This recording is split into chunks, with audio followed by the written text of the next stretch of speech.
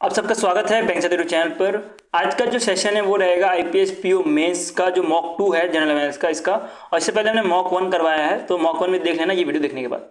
Total 35 question रहेंगे, 25 minute का time मिलेगा आपको। और ये जो 35 क्वेश्चन है इस पर दो पार्ट में बांटेगा, एक सेक्शन ए जो कि 1 मार्कर क्वेश्चन रहेंगे और एक सेक्शन बी जो कि 2 मार्कर जो डिफिकल्ट क्वेश्चन रहने वाले हैं। अब तक हमें आईपीएस का पैटर्न नहीं पता, बट ज़्यादा चांस है कि जो 1 मार्कर क्वेश्चन होंगे टोटल 20 क्वेश्चन होने वाले हैं और ये जो है आपको टोटल 1 मार्क्स करके देंगे, ठीक है। उसका दूसरा जो 2 मार्क का क्वेश्चन है टोटल 15 क्वेश्चन होंगे और टोटल ये आपको 30 मार्क्स करके देंगे। टोटल 50 मार्क्स हो गए और टोटल 35 क्वेश्चंस जो है आपको मिलेंगे और टोटल टाइम जो है आपको 25 मिनट मिलने वाला है। तो ये सेम चीज़ जो है यहाँ पे भी होगा और आपको जो 1 मार्कर है वहाँ पे आपको 30 सेकंड करके दिया जाएगा हर एक क्वेश्चन सॉल्व करने के लिए। और 2 मार्कर के बारे में बात करें तो उसमें आपको 1 मिनट दिया जाएगा। इससे कम टाइम भी दिया जा सकता है थोड़ा अगर इजी क्वेश्चन हुआ तो, बट आपको ट्राई करूंगा कि आपको इतना टाइम दिया जाए, ठीक है। तो विदाउट वेस्टिंग एनी टाइम हम फर्स्ट क्वेश्चन पे बढ़ते हैं 1 मार्कर्स पे। तो 1 मार्कर में पहला क्वेश्चन आ रहा है कि आपको पता होगा कि आरबीआई की तरफ से जो एमपीसी मीटिंग हुआ था, मॉनेटरी पॉलिसी मीटिंग, जिसके अंतर्गत आपको पता होगा कि रेपो रेट को जो है कम किया गया था। तो इस क्वेश्चन में पूछा गया कि ऐसा एक मेंबर था जिसने रेपो रेट को जो है 25% से कट करने के लिए बोला गया था, ना कि 50% से, ठीक है। तो ये क्वेश्चन है क्योंकि रेपो रेट के बारे में पता हो 5.50% है अभी के टाइम पे। पहले कितना था, पहले 6% था। तो आप देख सकते हो सीधा सीधा जो है 50 बेसिक पॉइंट से जो है कम किया गया है। तो एक मेंबर ऐसा था जिसने बोला था कि 25 बेसिक पॉइंट होना चाहिए, तो आपको बताना है कौन सा वो मेंबर है, ठीक है। तो ये सिंपल सा क्वेश्चन है, ये 1 मार्कर पे है, बट अगर आपने डीपली क्वेश्चन नहीं पढ़ा होगा, डीपली कंसेप्ट को नहीं पढ़ा होगा, करंट अफेयर्स को, तो आपको ये नहीं आएगा, ठीक है। बताइए क्या आंसर होना इसका। तो इसका आंसर जो है आपको क्या मिलेगा, इसका आंसर आपको डी मिलने वाला, ठीक है। तो इसका आंसर आपको डी याद रखना है। सुगाता भट्टाचार्य जी ने जो है अपोजिट में वोट किया था, बाकी जितने मेंबर्स थे 5 मेंबर्स उन्होंने जो है फेवर में वोट किया था, 50% बेसिक पॉइंट कम होना चाहिए, ठीक है। और ऐसे एक दो चीज़ और याद रखना कि जो एमपीसी मीटिंग थी यहाँ पे जो जीडीपी प्रेडिक्शन जो की गई थी वो मिलेगी आपको 6.5%। और जो सीपीआई इन्फ्लेशन जो बताया गया था फॉर फाइनेंशियल 2026 वो आपको मिलेगा 3.7%। बाकी चीज़ें आप इतना हम डिटेल में जाएंगे नहीं यहाँ पे, और थोड़ा बहुत जो डिटेल में जा सकते हैं वहाँ पे जाने की कोशिश करेंगे। सेकंड क्वेश्चन पढ़ते हैं। तो इसमें आ रहा है कि as per the latest RBI, as per the directive issued by the RBI, कितना जो है टाइमलाइन। चलो एक बार क्वेश्चन पढ़ लो यार, पूरा का पूरा क्वेश्चन पढ़ लो, उसके बाद मैं आपको पूरा बताता हूँ क्या क्वेश्चन पूछा गया। थोड़ा टाइम दे देता हूँ क्योंकि बड़ा क्वेश्चन है।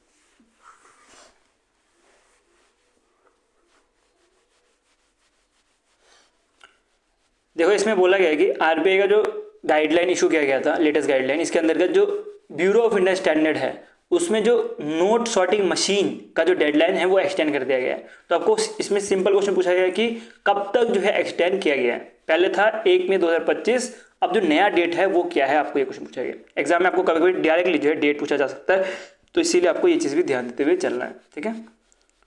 और इसका नंबर भी याद रखना कि एग्जाम में जो है नंबर भी पूछा सकता है, ये चीज़ भी आपको ध्यान देना है। तो ये 18663 के अंतर्गत जो है ये चीज़ की जा रही है। ये जो है सॉर्टिंग मशीन में जो है एक नया आर्किटेक्चर यूज़ करने बोला गया है बाय द बैंक। पहले जो डेट था वो आपको 1 मई 2025 मिलने वाला है, अब जो नया डेट है उसका आंसर आपको बताना क्या है। सिंपल है, 1 मार्कर के हिसाब से। बताइए इसका आंसर जो है आपको डी मिलने वाला है, ठीक है। 1 नवंबर 2025 तक जो है एक्सटेंड कर दिया, टोटल 6 महीने का जो है एक्स्ट्रा टाइम दिया गया है बाय दी आरबीआई। नेक्स्ट चलते हैं। ये क्वेश्चन अवार्ड्स की तरफ से है, ठीक है। अवार्ड की तरफ से क्वेश्चन है, पढ़ लो थोड़ा, उसके बाद मैं आपको बताता हूँ पूरा क्वेश्चन।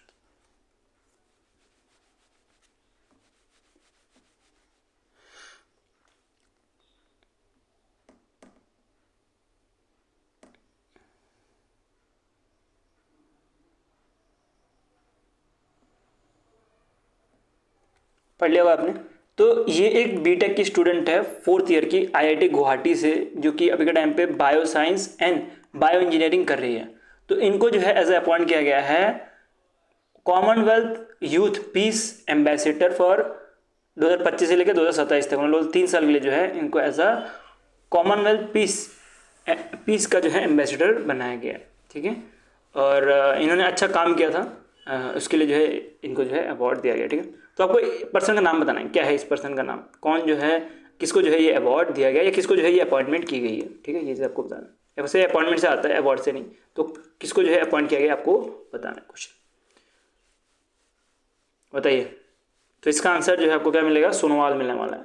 ठीक है, सुकन्या सोनोवाल जो है आसाम से आती है और IIT गुवाहाटी जो है वहाँ पे पढ़ती है। तो इनको अभी के टाइम पे कॉमनवेल्थ यूथ पीस एम्बेसडर बनाया गया है फॉर 2025 से लेकर फॉर द टर्म 2025 से लेकर 2027 तक।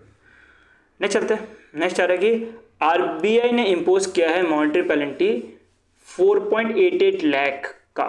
ठीक है, तो ये किस कारण की वजह से किया गया है, ये आपको पूछा रहा है यहाँ पे। प्राइमरी रीजन क्या है ये बताइए। ठीक है, सिंपल क्वेश्चन ये भी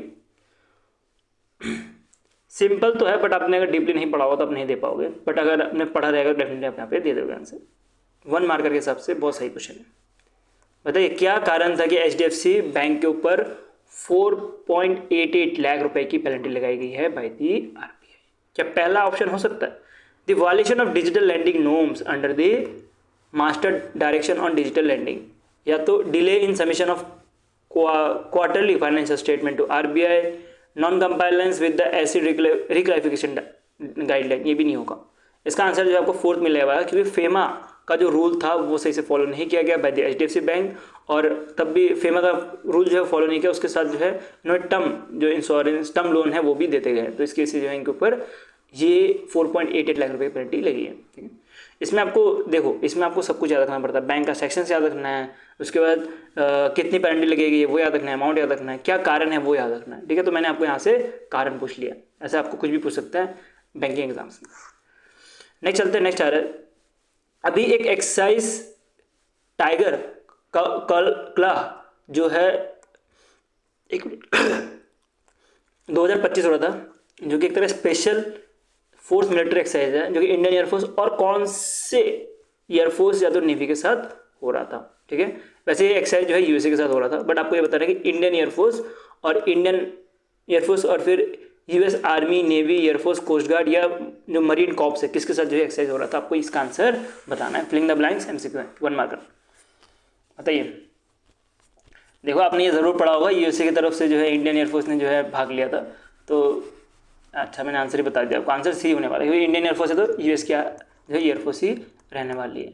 ठीक है, तो ये एक तरह का एक्सरसाइज है जिसके अंतर्गत जो स्पेशल जो फोर्सेस हैं वो पार्ट लेंगे। और इंडियन एयरफोर्स से जो आपको याद रखना है गरुड़ कमांडर पता होगा आपको, तो गरुड़ कमांडर जो है पार्ट लेने वाले हैं। नेक्स्ट चलते हैं। नेक्स्ट स्पोर्ट्स की तरफ से ये MCQ पूछा गया।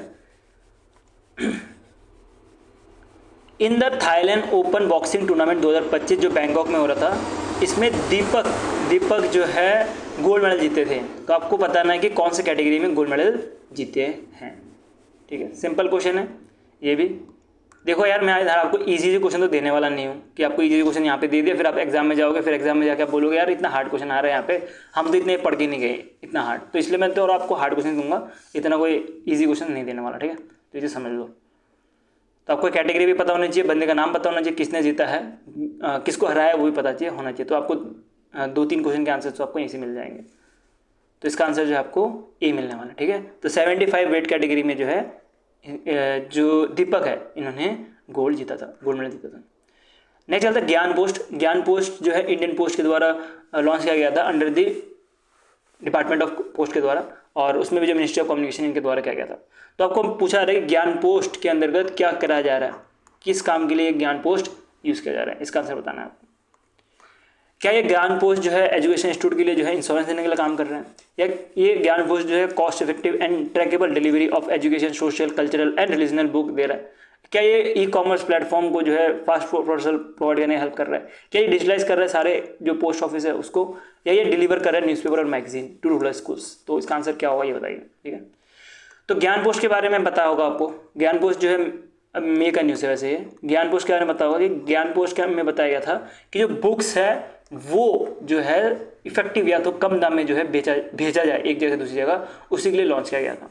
तो इसका आंसर क्या होने वाला है, इसका आंसर उस हिसाब से आपको बी मिलने वाला है। To offer cost effective and trackable delivery of education, social and cultural regional book जो है इसका आंसर होगा। मतलब बुक को जो है अफोर्डेबल प्राइस में जो है भेजा जाए एक जगह से दूसरी जगह, उसी के लिए जो ज्ञान पोस्ट इंडियन पोस्ट के द्वारा लॉन्च किया गया था मई के महीने में। नेक्स्ट न्यूज में करते हैं। इन जून शुभाशु शुक्ला जो कि इंडिया से आते हैं, ठीक है, इनके बारे में पता होगा, ठीक है। ये जो इंटरनेशनल स्पेस स्टेशन है उसके लिए इनको सेलेक्ट किया गया है और ये इंडियन एयरफोर्स के जो है ऑफिसर है, ठीक है। तो इसमें आप देख सकते हो कि जो इंटरनेशनल स्पेस स्टेशन है इसकी ट्रेनिंग के लिए जो है इनको बुलाया गया था। इंडिया की तरफ से इनको बुलाया गया था, पोलैंड, हंगरी ये सब जगह से बुलाया गया था। पर आपको ये बताना है कि कौन से मिशन के लिए बुलाया गया था। आपको यहाँ पे क्वेश्चन पूछा गया कौन से मिशन के लिए जो है यहाँ पे बुलाया गया था, ठीक है, बताइए। चंद्रयान 3 जो है आपको पता होगा इसरो का है, मतलब इंडिया का मिशन है, तो यहाँ पे तो ये ऑप्शन नहीं हो सकता। बाकी कौन से ऑप्शन रहेंगे बाकी आप बताइए, आपने ज़रूर पढ़ा होगा कौन से मिशन के लिए जो है इनको भेजा गया था। तो इसका आंसर आपको बी मिलने वाला, ठीक है। तो इसका आंसर आपको बी मिलेगा। जो ये मिशन है इसके बारे में बात करें तो ये मिशन का प्लान है कि इंसानों को जो है मून और फिर मार्स तक पहुंचाया जाए और कैसे जो इंसान रह सकते हैं वो देखा जाए, ठीक है। तो इसी की जो है एक तरह से ट्रेनिंग के लिए जो है इनको भेजा गया था, ठीक है। आफ्टर 40 ईयर्स, ये भी याद रखना, ठीक है। तो मिशन के बारे में बता दिया, इधर जो है इनको ट्रेनिंग के लिए भेजा गया था और इनका काम क्या होने वाला है, इंटरनेशनल स्पेस स्टेशन में जाएंगे ये। नेक्स्ट चलता है, नेक्स्ट न्यूज़ में पढ़ते हैं। As a part of the disinvestment strategy, government of India ने कुछ पीएसबी को जो है बेचने का सोचा है, ठीक है। आपको पता होगा जो पब्लिक सेक्टर बैंक्स है वो प्राइवेटाइजेशन की तरफ बढ़ रहे हैं। तो गवर्नमेंट ने क्या किया कि प्राइवेटाइजेशन करने के लिए जो है इन्होंने क्वालिफाइड इंस्टीट्यूट प्लेसमेंट रूट का हेल्प लिया। इसका मतलब क्या होगा कि बड़े बड़े जो म्यूचुअल फंड्स हैं, इंश्योरेंस कंपनी है, उनको एक ही बार में जो है बड़ा जो है शेयर भेज दिया जाएगा, ठीक है। तो क्या गवर्नमेंट का प्लान है, कितना जो है गवर्नमेंट जो है डिसइन्वेस्ट करने वाली है, ये क्वेश्चन आपसे पूछा गया यहाँ पे। इसके अंतर्गत एक चीज ध्यान देना कि एसबीआई ने ऑलरेडी 25,000 करोड़ रुपए जो है डिसइन्वेस्ट करने की बात की है और इसके साथ ही जो आईडीबीआई बैंक है जो कब से प्राइवेट होने की कोशिश कर रहा है बट प्राइवेट हो नहीं पा रहा, उसको ही प्राइवेट करने की बात की है गवर्नमेंट ने अक्टूबर 2025 तक, ठीक है। देखते हैं अब प्राइवेट हो पाता है कि नहीं, बट अब तक जो है आईडीबीआई बैंक जो अब तक प्राइवेट नहीं हो पा रहा। इसका आंसर जो आपको मिलेगा 45,000 करोड़ रुपए मिलेगा, ठीक है। तो आंसर आपने दे दिया होगा, वैसे तो सिंपल क्वेश्चन था वैसे भी। नेक्स्ट क्वेश्चन पढ़ते हैं। अभी अमित शाह जी जो है पुणे के विजिट में थे तो इन्होंने बाजीराव पेशवा की जो स्टैचू है उसको अनरिवेल किया गया है। टोटल 13.5 मीटर लंबा जो था ये आपको मिलने वाला स्टैचू और टोटल 400 किलोमीटर की वेट होंगी। तो इसको पुणे में कहाँ पे जो है इसको स्टैब्लिश किया गया है, ये क्वेश्चन आपको पूछा गया है। क्या ये OTA चेन्नई में स्टैब्लिश किया गया है, ऑफिसर ट्रेनिंग प्रोग्राम में स्टैब्लिश किया गया है, या IMA Indian military academy Dehradun में किया गया है, या college of military engineering Pune NDA में किया गया है जो कि पुणे में ही है, और चौथा आपको मिलेगा डिफेंस सर्विस स्टाफ कॉलेज, कहाँ पे ये किया गया, ये क्वेश्चन पूछा गया। तो ये स्टैचू जो है ये आपको मिलेगा D, मतलब NDA में किया गया, पुणे में जो है इसको स्टैब्लिश्ड किया गया, ठीक है। Next 12th question. In its May 2025 review जो IMSCI है इन्होंने अनाउंस किया 2 तरह की कंपनीज जो कि ग्लोबल स्टैंडर्ड इंडेक्स के अंतर्गत आती है। अब ये किस तरह का इंडेक्स है, इसके इंडेक्स में आने के बाद जो है इसको पूरे वर्ल्ड में जो है रिकॉग्नाइज किया जाता है और शेयर प्राइस ये सारे कुछ बढ़ जाते हैं, ठीक है। तो आपको बताना है कौन सी 2 कंपनीज हैं, उसके साथ इस इंडेक्स का नाम क्या है, ये भी चीज़ आपको बतानी है, ठीक है। तो इसमें 2 क्वेश्चन जो है आपको एक साथ ही थमा दिए गए हैं। बताइए क्या इसका आंसर होने वाला है। यहाँ पे एक और चीज़ ध्यान देना, यहाँ पे इंडिया की तरफ से ऐसा कोई कंपनी नहीं था जो कि इस लिस्ट से बाहर हुआ है, ये चीज़ आपको थोड़ा ध्यान देना है, ठीक है। बताइए क्या आंसर होगा इसका। तो इसका आंसर जो है आपको मिलेगा C। जो नाइका है और कोरोमंडल इंटरनेशनल लिमिटेड, ये दोनों को जो है अभी के टाइम पे जो है MSI इंडिया डोमेस्टिक इंडेक्स के तौर पे जो है लिस्ट में रखा गया, ठीक है। नेक्स्ट बढ़ते हैं। ऐसे क्रिकेटर के नाम बताइए जिनको उत्तर प्रदेश गवर्नमेंट ने जो है बेसिक एजुकेशन डिपार्टमेंट में जो है ऑफिसर बनाया गया है, ठीक है। तो इसका आंसर भी आप दे दोगे, बहुत इजी क्वेश्चन है। ये बनाया गया है under international medal winner direct recruitment rule 2022 के अंतर्गत, ठीक है। कुछ क्वेश्चन आपको इजी मिलने वाला है, कुछ क्वेश्चन आपको मॉडरेट और कुछ क्वेश्चन जो है डिफिकल्ट क्वेश्चन जो आपको 2 मार्कर्स में मिलेंगे और बाकी जो इजी वाले हैं या मॉडरेट वाले हैं वो आपको 1 मार्कर्स में सारे मिलने वाले हैं। कुछ केस स्टडीज वाले भी क्वेश्चन है तो वो भी आप देख के जाना, ठीक है। तो इसका आंसर आपको पता होगा रिंकू सिंह जो है इसका आंसर है, 20 का आंसर रहने वाला है। नेक्स्ट बढ़ते हैं। नेक्स्ट पूछा जा रहा है the ministry of information broadcasting ने 2 तरह के चैलेंज लॉन्च किए गए थे, ठीक है। जो कि एक तो टेक्स्ट को वीडियो ऑडियो में कन्वर्ट करने के लिए, और दूसरा चैलेंज लॉन्च किया गया था रियल टाइम ट्रांसलेशन करने के लिए। तो बताना है आपको कौन सा वो चैलेंज था, ठीक है, ये क्वेश्चन आपको पूछा गया। तो आपको पहला मिलेगा काला भाषा, काला एक चैलेंज आपको यहाँ पे फिलिंग द ब्लैंक्स मिल रहा होगा, यहाँ पे काला आएगा और दूसरा भाषा यहाँ पे आएगा। ये क्या सही है क्या? भाषा इधर आना चाहिए, काला यहाँ पे आना चाहिए, ऐसा कुछ ये क्वेश्चन पूछा गया। बताइए इसका आंसर क्या होगा? तो दिमाग लगाओगे तो डेफिनेट निकल जाएगा। इसका आंसर जो है आपको ए मिलने वाला है कि जो काला सेतु चैलेंज है ये लॉन्च किया गया था, जिसके अंतर्गत जो टेक्स्ट है उसको कन्वर्ट किया जाएगा ऑडियो वीडियो में, ठीक है, ऑडियो वीडियो फॉर्मेट में कन्वर्ट किया जाएगा। और दूसरा जो आपको मिलेगा भाषा सेतु चैलेंज, ये जो है रियल टाइम ट्रांसलेशन करने के लिए हेल्प करेगा, ठीक है। ये लॉन्च किया गया था ministry of information and broadcasting के द्वारा। नेक्स्ट क्वेश्चन में बढ़े तो नेक्स्ट क्वेश्चन भी सेम ही आ गया आई थिंक, चलो इसको छोड़ देते हैं। नेक्स्ट पढ़े तो what is the name of the military operation launch by the Israel targeting Iran nuclear site. अभी आपको पता होगी ईरान के ऊपर जो है अटैक हुआ था इजराइल के द्वारा, इंटरेस्टिंग क्वेश्चन है। तो आपको ये बताना है कि कौन से ऑपरेशन के अंतर्गत जो है इजराइल ने जो है ईरान को टारगेट किया था।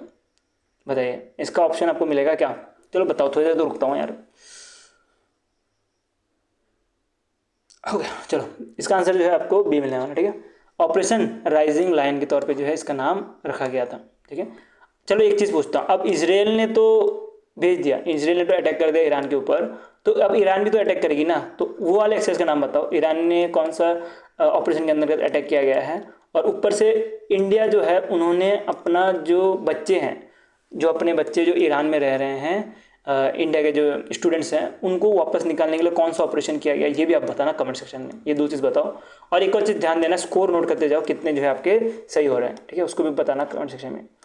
नेक्स्ट चलते हैं। विच स्टेट गवर्नमेंट लॉन्च, एक तरह का ऐप लॉन्च किया जो कि हेल्थ केयर प्लेटफॉर्म की तरह काम करेगा, पैट्स के जो ओनर्स है और क्लिनिक है वो दोनों को कनेक्ट करने के लिए, ठीक है। तो एक तरह का ऐप रहेगा, ठीक है, जो कि एक तरह मिडमैन काम करेगा, जो पेट ओनर्स हैं और जो पेट क्लिनिक है वो दोनों को जोड़ने का। तो ये जो है प्लेटफॉर्म बनाने वाली स्टेट आपको कर्नाटका मिलने वाली है, ठीक है। तो इसका आंसर आपको सी मिल जाएगा। नेक्स्ट में बढ़ते हैं। एक बुक लिखी गई है the one cricket my life and more. आपको ये बताना ये बुक किसके द्वारा लिखी गई है, बताइए। ये एक पर्सन है जो दिल्ली से इंटरनेशनल फेम तक गए हैं। तो दिल्ली से कौन कौन गए हैं अगर आप ध्यान दोगे तो दिल्ली से जो है कोहली के बारे में पता होगा, उसके साथ रोहित शर्मा तो पता है आपको दिल्ली से नहीं है, तो ये आंसर नहीं हो सकता, ये आंसर नहीं हो सकता। शेखर धवन हो सकता है या तो सुरेश रैना भी नहीं हो सकता, ठीक है। बताइए, तो इसमें दो ही ऑप्शन रह गए आपके पास, तो इसका बुक का नाम बताए तो आपको डी मिलेगा, ठीक है। तो जो शेखर धवन है ये आपको मिलेंगे। नेक्स्ट बढ़ते हैं। What is the name of a army operation जो कि अमरनाथ यात्रा में चलाया जा रहा है, ठीक है। तो अमरनाथ यात्रा में आपको पता होगा कि वहाँ पे पाकिस्तान का अटैक होने के चांसेस ज़्यादा होता है, तो उस हिसाब से इंडियन आर्मी को जो है तैनात किया जाता है जम्मू एंड कश्मीर में, ठीक है, अमरनाथ यात्रा के दौरान। तो अभी इस ऑपरेशन का नाम आपको बताना है, क्या ऑपरेशन का नाम है। तो इसका ऑपरेशन का नाम क्या मिलेगा आपको? ऑपरेशन अमरनाथ शील्ड, या तो operation Amarnath Shiva, operation Himalayan guide, operation यात्रा सुरक्षा। इसका आंसर आपको ऑपरेशन शिवा मिलेगा, ठीक है। अब अमरनाथ जो है शिवा भगवान शिव जी के तौर पे जो है बनाया जाता है, शिव जी को जो पूजा करने के लिए जो बनाया जाता है, तो उसके अंतर्गत जो है इंडियन आर्मी में जो है ऑपरेशन शिवा जो है नाम रखा है, ठीक है। इसका आंसर आपको बी मिलने वाला है, ठीक है। अब बात करते हैं who become the first Indian जिन्होंने 100 मीटर का रन कंप्लीट किया है। पहले इंडियन बने हैं जिन्होंने 10.2 सेकेंड्स का जो है रिकॉर्ड तोड़ दिया है, ठीक है।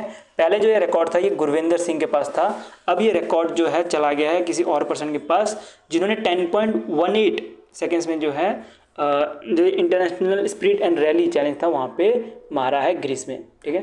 तो आपको आंसर बताना है कौन ये है। मैंने आपको ऑलरेडी बता दिया, जो गुरविंदर सिंह है इन्होंने 10.20 सेकेंड्स का जो पिछला रिकॉर्ड था इनके पास था।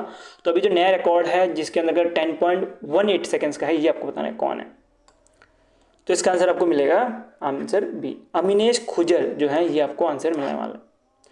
अब बढ़ते हैं हम 2 मार्कर्स पे। हमारे 20 के 20 क्वेश्चन लग गए हैं और हमने 20 मिनट के आसपास 20 क्वेश्चन लगा दिए हैं, ठीक है। अब आप मेरे को स्कोर जो है वो बताना कितने जो है आपके स्कोर हुए 1 मार्कर्स में। उसके साथ आप 2 मार्कर्स लगाते हैं जिसमें आपको स्टेटमेंट और केस स्टडी बेस्ड क्वेश्चंस मिलेंगे।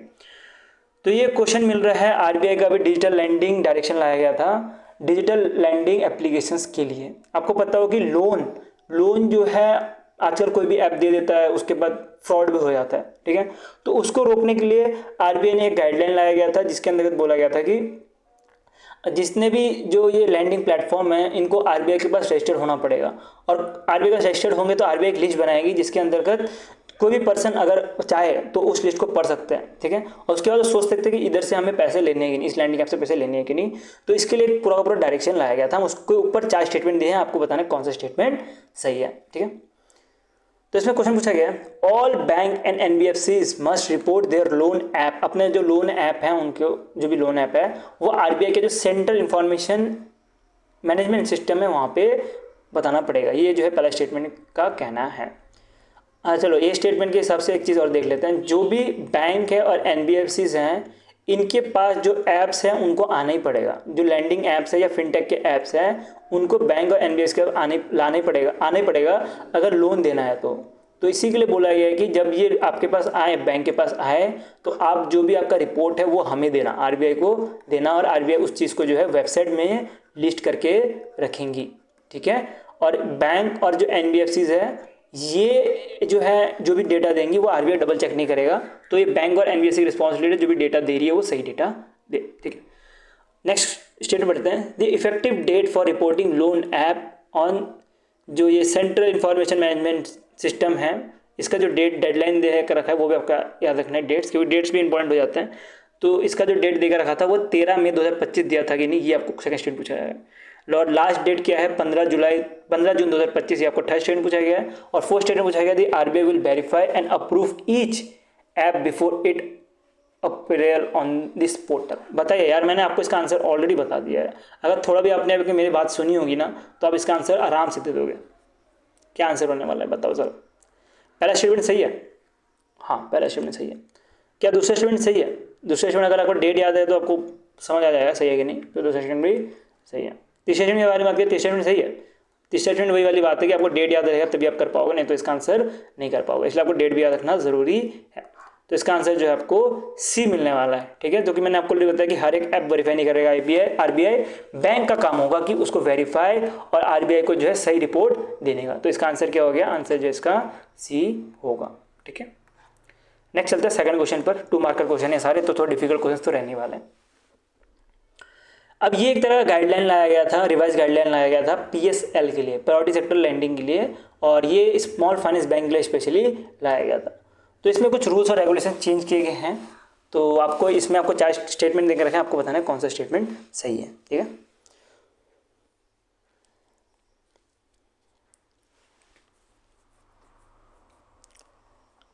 अगर बात करें पीएसएल की, पीएसएल पब्लिक, अपने वीडियो पॉज कर लेना क्वेश्चन जो भी है, ठीक है। या तो आप पढ़, जिसको समझ नहीं आ रहा क्या क्वेश्चन है उसको मैं थोड़ा एक्सप्लेन कर रहा हूँ बस। जो प्योरिटी सेक्टर लैंडिंग है इसके बारे में आपको पता होगा, हर एक बैंक को कुछ न कुछ पैसा प्योरिटी सेक्टर लैंडिंग के लिए भी देना पड़ता है। उसमें आपको मिलेगा कमर्शियल बैंक को जो है 40% के आसपास देना पड़ता है, लेकिन बात करें स्मॉल फाइनेंस बैंक को, उनको पहले 75% तक देना पड़ता था, जो एडजस्टेड नेट बैंक क्रेडिट है उसके अंतर्गत, ठीक है। तो ये चीज़ मैंने आपको ऑलरेडी एक्सप्लेन करके रखा है, यहाँ पे एक्सप्लेन करना वीडियो लंबी हो जाएगी तो हम इतना एक्सप्लेन नहीं करेंगे। तो 75% of A and B C रखना पड़ता था, और अब जो है इसको रिड्यूस करके जो है 60% कर दिया गया। ये स्टेटमेंट जो 1 बताया जा रहा है वो 100% सही है। नेक्स्ट बताया जा रहा है the allocation to core PSL sector सच है, जैसे एग्रीकल्चर हो गया, एजुकेशन हो गया, हाउसिंग हो गया, वीकर सेक्शन हो गया, उसको अनचेंज रखा गया 40% पर। इसका आंसर क्या होगा? इसका आंसर जो है, पहले तो हम इसका आंसर ही देख लें, ठीक है। तो इसका आंसर आपको बी मिलने वाला है, मतलब 1, 2 और 4। ये स्टेटमेंट भी बिल्कुल सही है, ठीक है। नेक्स्ट चलते हैं, नेक्स्ट स्टेटमेंट बढ़े। तो नेक्स्ट स्टेटमेंट बोला गया जो फ्लेक्सिबल पीएसएल एलोकेशन है, फ्लेक्सिबल जैसे कि कोई सेक्टर, टोटल पीएसएल में कितने सेक्टर से, टोटल 7 सेक्टर मिलेंगे, उसमें से एग्रीकल्चर, एजुकेशन, उसके साथ हाउसिंग और वीकर सेक्शन, ये तो हो गए। कौन कौन से सेक्शंस रह गए? जैसे हॉस्पिटल रह गया, स्कूल रह गया, ठीक है। ये सारे जो सेक्शंस हैं उसके अंतर्गत जो है बोला गया कि 35 से 50% जो है इंक्रीज किया गया। नहीं, ऐसा स्टेटमेंट ऐसा कुछ भी नहीं है। 35 से जो है 20% जो है डिक्रीज किया गया है, ये स्टेटमेंट सही है। तो थर्ड नंबर जो है गलत हो गया। फोर्थ स्टेटमेंट बोला गया है कि PSL norm aims to balance credit risk and promote sustainability for small finance bank. तो ये वाला स्टेटमेंट सही है, तो आंसर क्या हो गया हमारा, आंसर जो आपको बी मिल जाएगा। नेक्स्ट चलता है स्टेटमेंट नंबर 3। ये थोड़ा मैंने घुमा के पूछने की कोशिश की है, क्योंकि प्राइम मिनिस्टर नरेंद्र मोदी के बारे में बात करें तो अभी ये बहुत जगह पे विजिट में गए थे, ठीक है। उनको जितनी जगह पे गए, अलग अलग जगह पे जो है उनको क्या मिला है, एक हाईएस्ट सिविलियन अवार्ड दिया गया। तो आपको ये बताना है कि मैच द फॉलोइंग है कि प्राइम मिनिस्टर नरेंद्र मोदी को कहाँ पे जो है कौन सा हाईएस्ट सिविलियन अवार्ड दिया गया है, और इसके ऊपर आपको 5 ऑप्शन दे के रखे, बताने कौन सा सही है। 2 मार्कर क्वेश्चन है, ध्यान देना है, 2 मार्कर क्वेश्चन है, तो मैं इतना ईजी पूछने वाला हूँ नहीं यहाँ पे, ठीक है।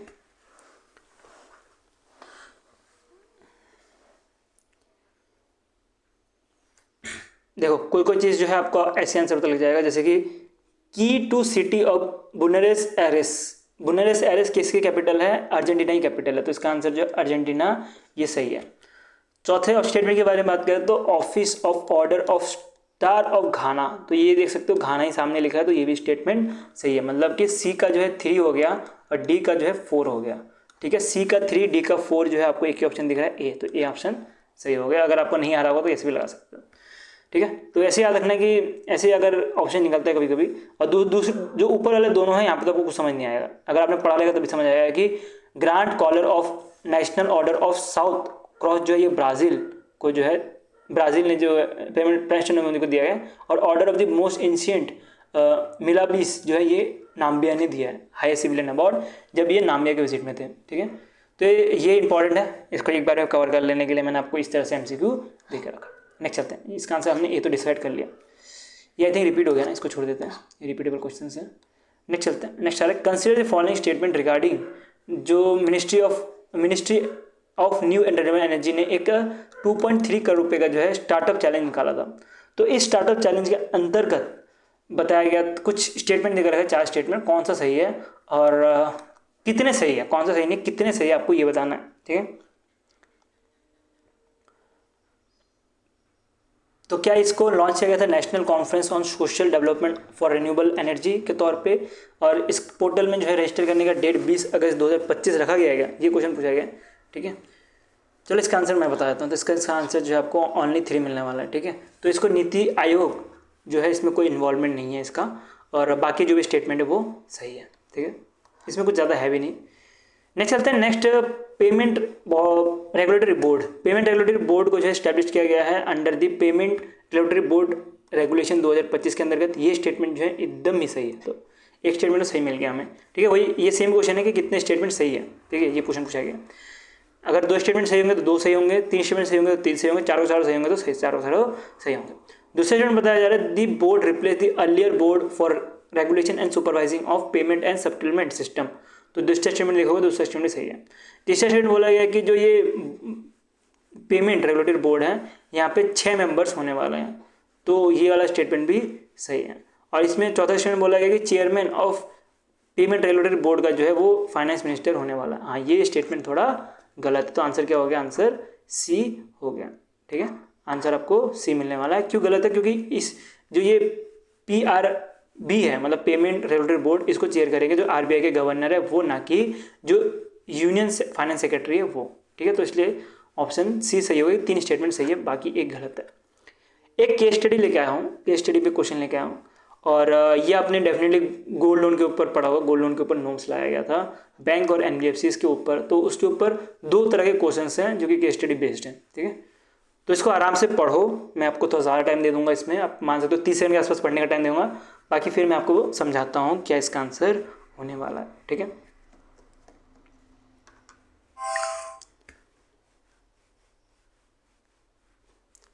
देखो यार, कभी कभी ना केस स्टडी वाले क्वेश्चन भी पूछे जा सकते हैं, इस वजह से 2 मार्कर पूछा गया ना, तो चांसेस हैं कि केस स्टडी वाले क्वेश्चन भी पूछे जा सकते हैं, तो थोड़ा ध्यान दे दो, ठीक है। क्योंकि पता ही होगी बैंक ना बहुत घुमा फिरा के क्वेश्चन पूछता है, तो अगर आप ध्यान नहीं दोगे तो बहुत ज़्यादा प्रॉब्लम हो जाएगी, ठीक है। कैसे भी क्वेश्चन पूछा जा सकता है, कभी स्टेटमेंट वाइज पूछ देता है, कभी केस वाइज भी पूछा नहीं अब तक, बट केस वाइज पूछ सकता है, फिर बाकी ओनली वन वाला जो मैं लेके आया हूँ वैसे भी पूछ सकता है, तो ये सारी चीज़ें पूछे जा सकते हैं, तो आपको इसलिए ये सारी चीज़ें याद रखनी है।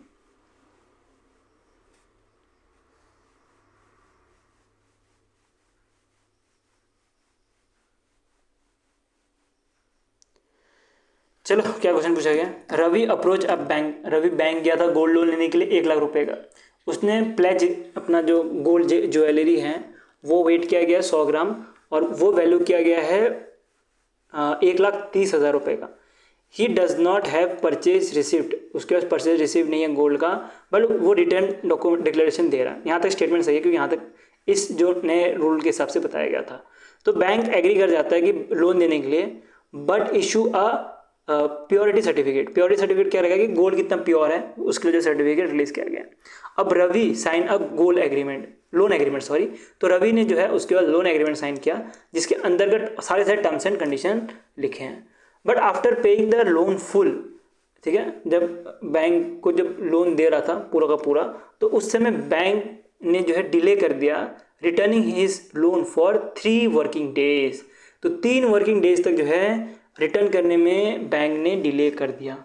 तो बैंक का जिम्मेदारी होता है कि वो जो 3 वर्किंग डेज जो हैं वहाँ पे भी उनको कुछ ना कुछ इंटरेस्ट देना पड़ेगा। तो आपको ये क्वेश्चन पूछा गया कि कितना जो है उनको मैक्सिमम लोन अमाउंट जो है वो एलिजिबल होंगे Ravi based on the LVT, मतलब लोन टू वैल्यू जो नॉर्म्स है उसके अंतर्गत कितना जो है मैक्सिमम लोन ले सकते हैं, ये क्वेश्चन पूछा गया है। ठीक है, मैंने स्टेटमेंट को थोड़ा मैंने खुद ही पढ़ने की गलती हो गई। तो आपको समझ आ गया क्या है कि जब वो लोन प्री पे करेगा तो बैंक ने डिले कर दिया 3 वर्किंग डेज तक। तो ये क्वेश्चन पूछे, क्वेश्चन ये केस है। ठीक है, क्या केस है वापस रिपीट करना पड़ेगा, थोड़ा मैं यहाँ पे खुद कन्फ्यूज हो गया कि रवि ने जो है गोल्ड लोन लेने के लिए गया था 1 लाख रुपए का, लेकिन बात करें गोल्ड लोन लेने के लिए रवि ने जो है जो अपना गोल्ड है उसको प्लेज किया था 1,30,000 रुपये का जो उसका वैल्यू था उसमें। तो बैंक ने देखा कि उसका रिसिप्ट नहीं है, तब भी जो रिटर्न डिक्लेरेशन है उसको देखते हुए बैंक ने प्योरिटी सर्टिफिकेट रवि को दे दिया। अब रवि ने क्या किया कि पूरा लोन चुका दिया, लेकिन बैंक जो है 3 दिन तक डिले हो गया वो पैसा लौटाने के लिए। तो रवि को कितना मैक्सिमम लोन मिलेगा ये आपको क्वेश्चन पूछा गया है केस नंबर 1 का। ठीक है, इसका केस नंबर 2 है वो भी हम पढ़ेंगे, बट केस नंबर 1 का आंसर बताइए क्या होगा।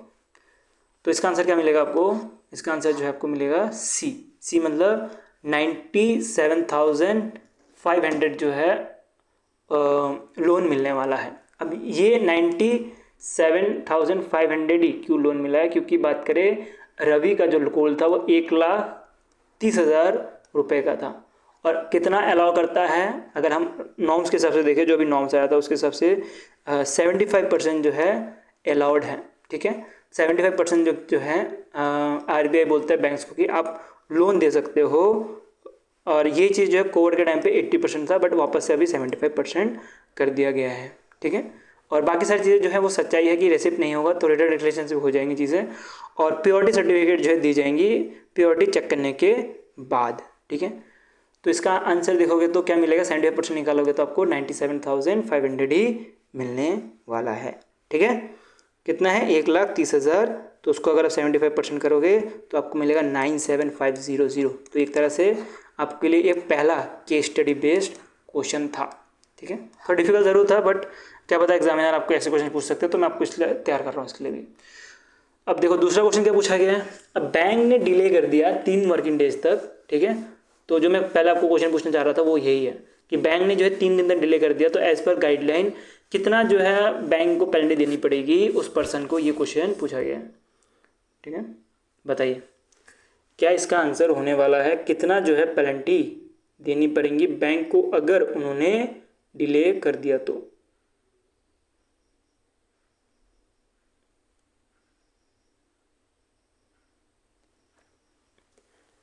बताओ, आंसर इसका आपको सी मिलने वाला है 15,000 रुपये करके, क्योंकि 5,000 रुपये करके पर डे जो है पेनल्टी लगती है जितना डिले होगा उतना। ठीक है, समझ आ गया। एक मिनट, यहाँ पे थोड़ा सा कन्फ्यूजन है। एक तो मेरे को जितना रूल याद है, अभी मेरे को एग्जैक्ट याद नहीं है, मेरे को पता ना मैं गलत बोल रहा हूँ, तो जितना मेरे को याद है कि 7 वर्किंग डेज के अंदर अगर रीपेमेंट कर देते हैं तो उस केस में कुछ पेनल्टी नहीं लगती। ठीक है, तो ये क्वेश्चन देख लेते हैं। ठीक है, ये वाला क्वेश्चन थोड़ा मुझे गड़बड़ लग रहा है, ये क्वेश्चन छोड़ देते हैं, नेक्स्ट चलते हैं। यहाँ पे तो ये रह गया, चलो इसको छोड़ दो, इसको गायब कर देते हैं। इससे पूछा गया कि सेबी ने एक अपडेटेड गाइडलाइन लाया गया था फॉर सिक्योरिटेड डेब्ट इंस्ट्रूमेंट के लिए, तो कौन सा स्टेटमेंट सही है, कौन सा स्टेटमेंट गलत है ये आपको बताना है, ठीक है। इजी क्वेश्चन है ये। अब कुछ इजी क्वेश्चन की तरफ भी ले जाऊंगा थोड़ा आपको, क्योंकि लास्ट में एग्जाम से जो इजी क्वेश्चन आते हैं तो उस हिसाब से जो है इजी क्वेश्चन रखे हैं। तो इसका आंसर क्या है? इसका आंसर ई मिलने वाला है।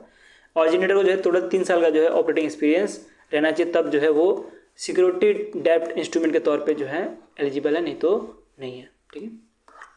नेक्स्ट चलते 10th क्वेश्चन पूछा गया, एक अवार्ड का क्वेश्चन है कि डिजिटल पेमेंट अवार्ड जो दिया गया था, और इंडियन पोस्ट बैंक, फ़ोन पे, city union bank, Punjab national bank, सबको ये अवार्ड दिया गया था।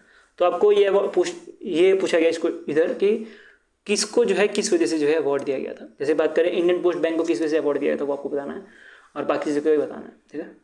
तो 4 ऑप्शन हैं, बताइए किस क्या आंसर होने वाला है इसका।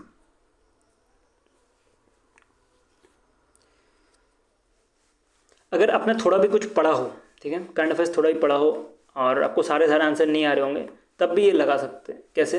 पहली चीज़ देखो कि डी का आंसर क्या है। पब्लिक सेक्टर बैंक बोला गया है, पहला public sector bank first rank में आया है।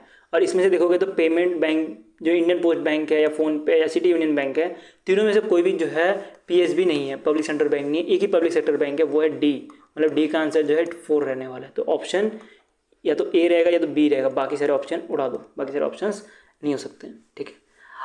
अब देखो अब आपको यहाँ से दिमाग लगाना पड़ेगा, ठीक है। जैसे कि मैंने ऑप्शन भी उस हिसाब से सेट करके रखा हुआ है। देखो फ़ोन पे है, फ़ोन पे एक फिनटेक कंपनी है, आपको पता होगा, और सिटी यूनियन बैंक एक तरह की फॉरेन बैंक है, और इंडियन पोस्ट बैंक जो है वो एक तरह से मान सकते हो पेमेंट बैंक है, ठीक है। तो फ़ोन पे जो है फिनटेक बैंक है, तो फ़ोन पे ही जो है फिनटेक विन कैटेगरी में जीता होगा, ये भी आपको समझ आ रहा होगा। तो बी का आंसर जो है 2 हो जाएगा, ये आपको पता लग गया अब इधर से, ठीक है। तो इधर से आपको डी भी पता लग गया, बी भी पता लग गया, कि बी और ये दोनों का ऑप्शन मैंने सेम रखे कंफ्यूज करने के लिए। अगर आपको ए नहीं पता और सी नहीं पता तो आप यहाँ पे गलती कर दोगे, ठीक है। तो यहाँ पे जो आपको आंसर मिलेगा वो आपको ए मिलने वाला है, क्योंकि बात करें कि जो IPPB है, इंडियन पोस्ट बैंक, इनको जो है डोर बैंकिंग के लिए जो है अवार्ड दिया गया, और सिटी यूनियन बैंक को जो है वॉइस बेस्ड UPI 1 2 3 के लिए जो है अवार्ड दिया गया। तो इसका आंसर क्या हो गया? इसका आंसर आपको ए मिल जाएगा, ठीक है। नेक्स्ट बढ़ते हैं 11 क्वेश्चन पर। तो 11 क्वेश्चन में मिलेगा यूपीआई का जो है अभी एक्सपेंशन हुआ है, तो इसके ऊपर कुछ क्वेश्चंस पूछे गए आपसे। पहली चीज़, आपको एक कंट्री का नाम याद रखना है, आपको ऑलरेडी पढ़ा होगा ये तो आपने, त्रिनिडैड टोबैगो, ठीक है, अजीब सही नाम है इस कंट्री का। तो ये जो है एट्थ यूपीआई यूज़ करने वाली कंट्री बनी है, और ये पहली लैटिन अमेरिका कंट्री है जिन्होंने यूपीआई ज्वाइन किया है, यूपीआई का नेटवर्क ज्वाइन किया है। तो ये स्टेटमेंट सही है क्या? हाँ जी, ये स्टेटमेंट सही है, और मैंने आपको ऑलरेडी बताया कि 8 कंट्री बनी है, तो ये स्टेटमेंट भी सही है। अमंग द 8 कंट्रीज एक जो है यूरोप की कंट्री है। देखो बांग्लादेश, नेपाल, भूटान ये सब आ चुके हैं, उसके साथ और भी कंट्रीज़ हैं। मैं आपको चलो इसके ऊपर आप कमेंट सेक्शन में बताना क्या इसका आंसर होने वाला है, ठीक है।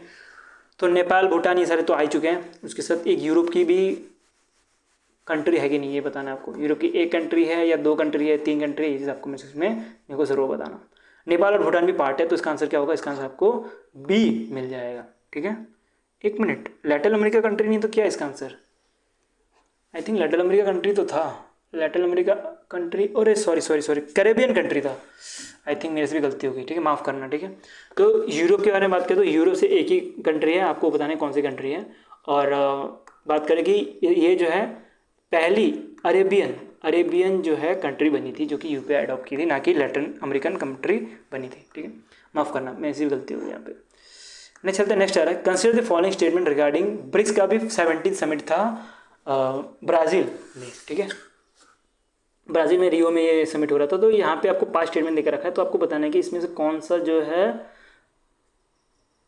आई थिंक मैंने यहाँ पे ऑलरेडी आपको आंसर दे दिया, ये भी हटाना भूल गया मैं, कोई नहीं, बताओ जरा इसका आंसर को भूल जाओ, ये कुछ नहीं लिखा हुआ, भूल जाओ इसको। तो बताओ ये कौन कितने जो स्टेटमेंट सही है इसमें से, आपको ये आंसर बताना है।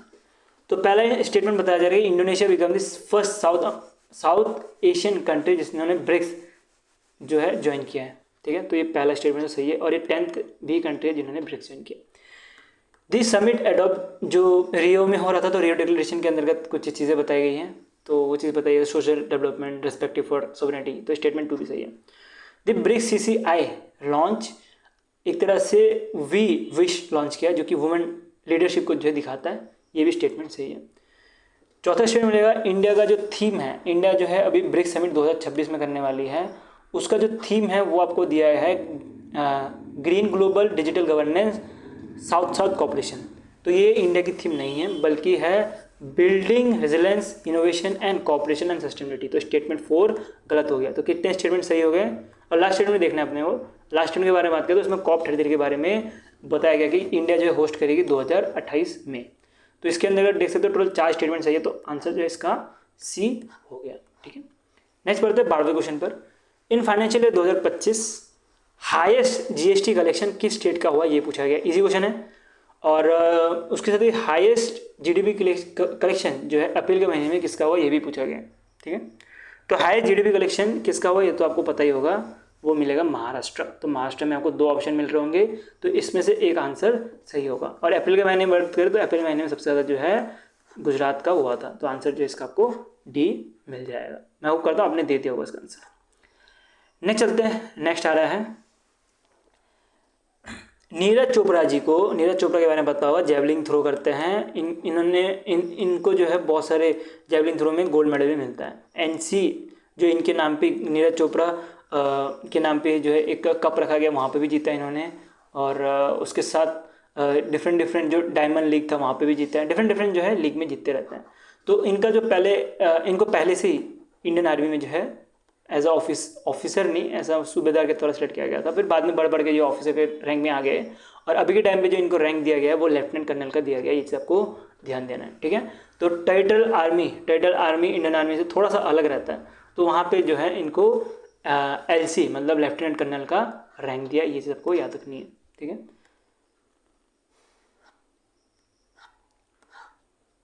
इसका मतलब बी हो गया ना। ठीक है, नेक्स्ट ये एक RBI का मास्टर डायरेक्शन है, उसके ऊपर एक क्वेश्चन पूछा गया। RBI का मास्टर डायरेक्शन है इंटरेस्ट रेट ऑन डिपॉजिट पर। तो इसके ऊपर 4 स्टेटमेंट है, बताना कौन सा स्टेटमेंट जो है सही है। ये एक क्वेश्चन पूछा गया। चलो एक एक करके देखते हैं हम। आप वीडियो पॉज करके कर लेना इसको। The direction mandate that interest rate on deposit can not be negotiate between depositor और बैंक और डिपॉजिटर के बीच में कुछ भी नेगोशिएबल नहीं है। ऐसा नहीं है कि बैंक बोलेगा हम आपको 3% दे रहे हैं तो डिपॉजिटर के बोलेगा नहीं मेरे को 4% दिए, तो वो पॉसिबल नहीं है। 4% से दूसरे बैंक में चले जाओ, ऐसा बैंकर बोल देगा। तो पहला स्टेटमेंट तो सही है। दूसरे स्टेटमेंट की बारे में बात करें तो bank are required to display their bulk deposit interest rate in core banking system for supervisory review. हाँ, ये वाला स्टेटमेंट भी चलो आपको छोड़ता हूँ, सही गलत है बताना। ठीक है, यहाँ पे मैंने टिक किया है, बताना टिक सही है कि गलत है। ठीक है, तीसरा स्टेटमेंट देखते हैं। Depositing maturity on non business day can be paid interest at the contractual for the intervening dates. मतलब मान लेते हैं कि कहीं हॉलीडे हो गया, ठीक है, नॉन बिजनेस डे मतलब जब भी हॉलीडे हो गया तो उस केस में भी जो है इंटरेस्ट रेट देना पड़ेगा। ये थर्ड स्टेटमेंट कहना है, तो थर्ड स्टेटमेंट भी सही है। The direction allows banks to offer different interest rate for day of the saving account up to 1 lakh और 1 करोड़। तो चौथा स्टेटमेंट के ऊपर बताना है यार। चौथा स्टेटमेंट तो पकड़ में आना चाहिए। चौथा स्टेटमेंट देख के आंसर क्या होगा इसका? आंसर जो है आपको ई मिलने वाला है। ठीक है, क्योंकि ऐसा कहीं नहीं बोला गया है, कि डायरेक्शन मैंडेट करता है कि interest rate can not be negotiate, but ऐसा रहता है बैंक्स में कि इंटरेस्ट रेट को जो है नेगोशिएट नहीं किया जाता। ठीक है, तो इसका आंसर जो है सारे के सारे सही है। ठीक है, बैंक्स को भी जो है अपना जो बल्क डिपॉजिट इंटरेस्ट है वो कोर बैंकिंग सिस्टम में सुपरवाइजरी के तौर पे RBI को देना पड़ता है। ठीक है, तो ये रखना पड़ता है। बाकी चीज़ भी देख सकते हो कि सारे स्टेटमेंट जो है आपको सही मिलने वाले हैं। एक मिनट, यहाँ पे ये वाला स्टेटमेंट कैसे सही हो गया? फोर्थ वाला statement, direction allow bank to offer direct interest rate end of the day saving deposit up to 1 lakh रुपए अबव 1 करोड़। ये स्टेटमेंट बिल्कुल गलत है यार। ठीक है, तो इसका आंसर बी होगा आई थिंक। ठीक है, इसका जो भी होगा मैं आपको कमेंट में बता दूंगा। आई थिंक इसका आंसर बी है। ठीक है, मुझे जितना लग रहा है। मैं भी थोड़ा पढ़ के भूल गया हूँ इसका मास्टर डायरेक्शन। मेरे ख्याल से बी होना चाहिए। आपको क्या लगता है कमेंट में बताना। ठीक है, आपने पढ़ा होगा मास्टर डायरेक्शन, मैंने पढ़ा है बट अभी चीज़ें थोड़ी भूल रहा हूँ मैं इस चीज़ को कि क्या है। ई तो नहीं हो सकता, फोर्थ स्टेटमेंट तो बहुत ज़्यादा गलत लग रहा है ऊपर से मेरे को। तो हाँ, फोर्थ स्टेटमेंट ही गलत है, बाकी तो सही है, बाकी कोई दिक्कत नहीं है। ठीक है, यही से जो है हमारा करंट अफेयर्स का क्लास खत्म होता है। और मैंने ट्राई किया कि मिक्स क्वेश्चन दूँ जहाँ पे आपको इजी टू डिफ़िकल्ट सारे क्वेश्चंस मिले। डिफरेंट टाइप के क्वेश्चंस थे, जैसे केस स्टडी, उसके साथ आपको मिलेगा कि केस स्टडी के साथ आपको दूसरा ओनली वन स्टेटमेंट से, ओनली एक सारे स्टेटमेंट सही है, ओनली 2 सही है, वो भी आपको नया पैटर्न मिला होगा। इसके साथ एक और पैटर्न लेकर आने वाला हूँ रीजन वाला, वो भी हम आगे वाले क्लास में कवर करेंगे। बात करें पीडीएफ की, तो पीडीएफ आपको टेलीग्राम ग्रुप पे मिल जाएगा, लिंक इन द डिस्क्रिप्शन। और वीडियो अच्छा लगा तो लाइक कर देना, और जितने क्वेश्चन पूछे उसका जवाब देने की कोशिश करना, और अपना स्कोर जो है बताना कमेंट सेक्शन में। और ऐसी वीडियो अगर माइंड मैपिंग फॉर्म में आपको करंट अफेयर्स पढ़ना हो या तो मॉक लगाना हो, तो आप बैंक साथी टेलीग्राम को, बैंक साथी यूट्यूब चैनल को सब्सक्राइब भी कर सकते हो। सो वीडियो देखने के लिए थैंक यू। अभी के लिए हम इतना रखते हैं, और बाकी हम कल मिलते हैं।